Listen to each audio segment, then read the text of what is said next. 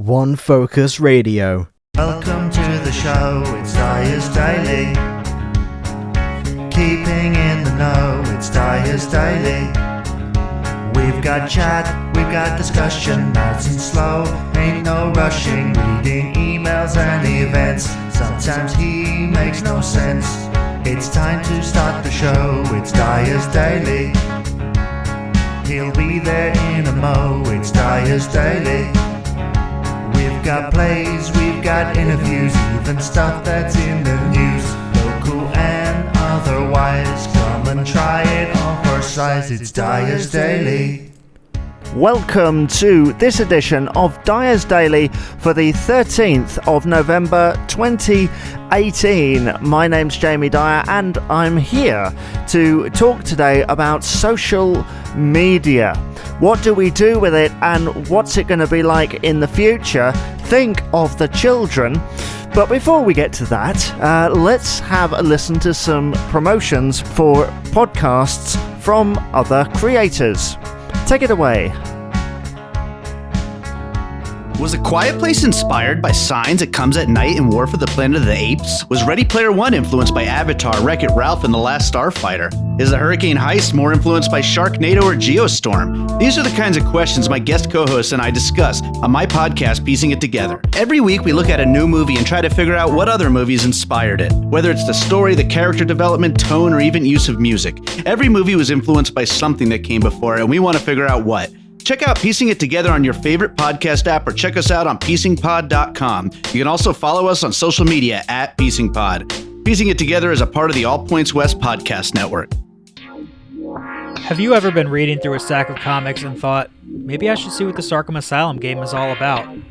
Or been playing Marvel vs. Capcom and felt like you were at a real disadvantage since you didn't know who half the characters were? Well, Play Comics is the show for you. I'm Chris, and each episode we take a look at video games based on comic properties and how well they stick to that source material. So whether you know the comics and want to know how all these games work, or you know the games and want to find out where all this craziness came from, go check out Play Comics at playcomics.com or wherever you find your favorite podcasts. Dyer's Daily. Social media.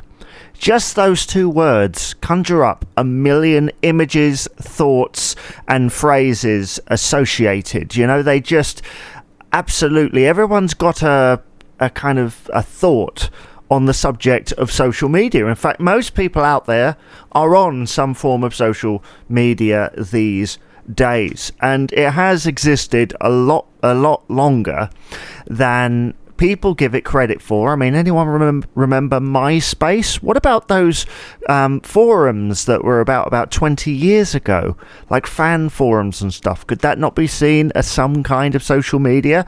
There was, of course, MSN and MySpace, as I said previously, Bebo, was it like LinkTech or whatever it was called? Netlink. It was something like that anyway, wasn't it? Netlog, that's right. That's what it was called. There's so many of those things that have existed, and these days it's kind of boiled down to the main two or three, isn't it? Instagram, Facebook, and Twitter. They all do different things, but they're always bunched under the same thing. And I saw this really fascinating news item the other day, and I have to say, I love ITV News at 10. The guy on there, Tom Bradbury, is absolutely brilliant because he always says everything with such like a flippancy.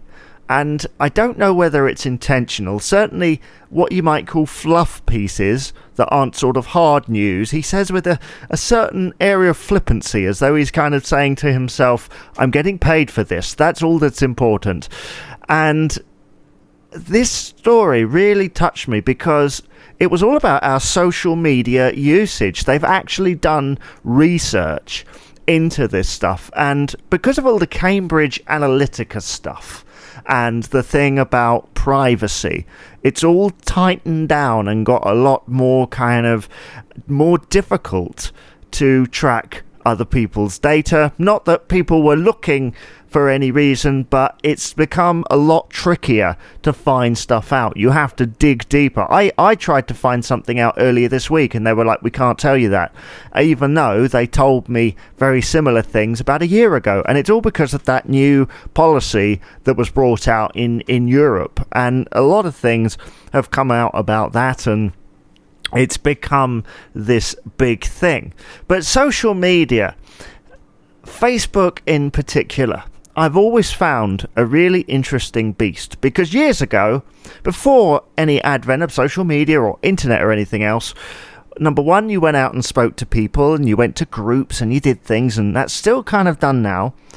And number two, you tended to write things down in a diary. And people that used to do this appear to do it on social media. So they'll post pictures of their dinner, pictures of their lunch, their pudding, their children, their family. And what they don't realise is the moment they do this, they're broadcasting it to the world. And there was this shocking statistic that was something like, by the time a child is, about 6, the parent has shared about 1,000 photos of their children. Now, in this world where we're starting to tighten up a little bit, that is incredibly shocking. I might be slightly wrong on that, and I probably do need to go and research that a little bit more and bring it up again later in the week. But that is a very shocking statistic, if it's indeed true, because can you imagine the children of the future are out there and they're like, oh, social media, like it's so yesterday. But can you imagine if they are on social media, if it does indeed grow and get bigger and like everybody's on it, like some kind of Big Brother 1984 thing? Can you imagine when they go to school, secondary school to be exact? Can you remember being a secondary school student and sitting in your class and being picked on because you had funny hair, or because you looked funny, or because you had glasses, or for any reason? Years ago, they could just see what was in front of them. But all they'd have to do these days is track down their parents on Facebook, which, if adults are still on there by then, they can track them down on Facebook, and they'll have all these photos, because a few years ago they made it so that anything in the history of Facebook can be seen, which some people really didn't like. So it used to be that it was kind of instantaneous, that you do it and within a couple of weeks, once you'd posted some, it kind of all disappeared, whereas now you can see it all. So can you imagine, using our analogy of being in that school classroom as a child, and suddenly all these people who could be out to bully you or certainly ridicule you in some way, they've got more ammunition, because they can go and find your parents on Facebook and they can see pictures of your birthdays when you were like 2, crawling, bath pictures I've seen occasionally, things in the garden, embarrassing photos that normally were just the product of a cupboard in the bottom of the stairs, that you get out once in a while. The sort of things that you'd show to a person's prospective partner when they reached a certain age. But now, if you're friends with specific people on this social networking thing, they can see it. And so it becomes problematic, because there's always this phrase, think of the children. And it's not just think of the children now, think of them in the future. Think of the fact that some of us were at school in the 70s, 80s and 90s. Things have changed considerably in both look, attitudes and the way that things are. Things have changed. So can you imagine if you went to school in the 60s, 70s, 80s, 90s, even up to about 10 years ago? Can you imagine suddenly someone posting pictures of that on Facebook now? That would be embarrassing, wouldn't it? I've seen people do it on flashback groups. That's kind of okay, because everybody's like, oh, it's such a long time. But can you imagine if you were a teenager and you were subjected to this stuff? To baby photos and bits and pieces like that. It just, It just boggles me. And personally, if anyone's going, yeah, but I bet you do it, Jamie, I don't anymore. I've tended to steer away from personal stuff on social media simply because I like to see myself as a professional. Everybody uses it for different purposes, but I do believe that people should be a lot more wary when they're on social media, because you never know. I mean, I'm not just talking about ridicule at school. What about people trying to steal your identity? If you post a child's photo on their birthday saying happy birthday, in future times they'll go, well, that child's about 30 now and his birthday was on the 9th of June in that year, so it must be on the 9th of June this year. That's right, his name is such and such and such and such, the birthday's on the 9th of June. They've got your name, your birth date, and because you've put where you are, they've got your location as well. That is a security risk, and I don't think any amount of kind of policy to do with privacy is going to stop that unless everything was locked down, because I don't think it's really up to the government to lock down the thing. It's up to how people use it as well.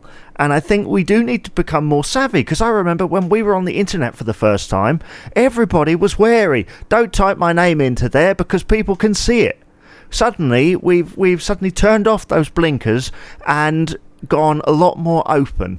Whether it's for better or worse, only time will tell, because in 20 years time a problem will arise and people will go, wow, I did not see that coming. But there we are, that's the way with anything, isn't it? Anyway, we have reached that time, the end of the show. Thank you very much for listening to today's edition of Dyer's Daily. It's great to have you along. Please remember to rate, comment and subscribe on all your supported platforms for podcasts and things. This has been a Southwaves audio production. My name has been Jamie Dyer, and it always will be, and I shall see you on the next podcast. Thank you. Have a good day. This has been a Southwaves audio production.